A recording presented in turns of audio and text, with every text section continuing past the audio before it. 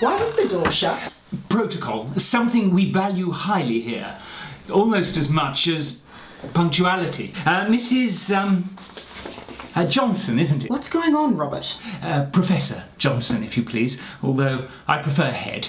I think you know why we're here. We need to talk about Kevin. Jane, Robert. Again, Professor Johnson, if you please, or simply Head. We're not formal here. Many of us at the Johnson School for Girls feel that... Many of us here feel that young Shaniqua... Jane? Many of us feel that young Jane is falling behind in a number of subjects. She's doing fine, Bob. Bob! Bob! This isn't the local Weatherspoons, Mrs. Johnson. It's not karaoke night, and we are not jamming. This is serious. Your daughter... My daughter? Your daughter has demonstrated characteristics which suggest...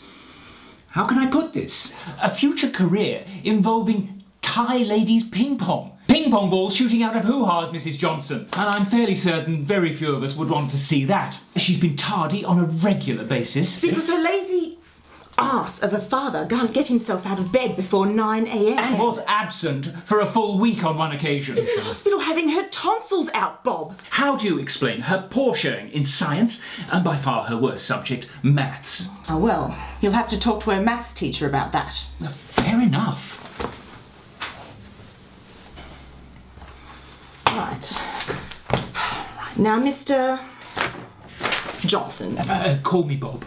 Mr. Johnson, having looked at your progress as maths and science teacher here at Johnson School for Girl, and based on extensive complaints, including numerous accusations of sexual harassment from the other teacher, I'm afraid we have no other choice but to let you go.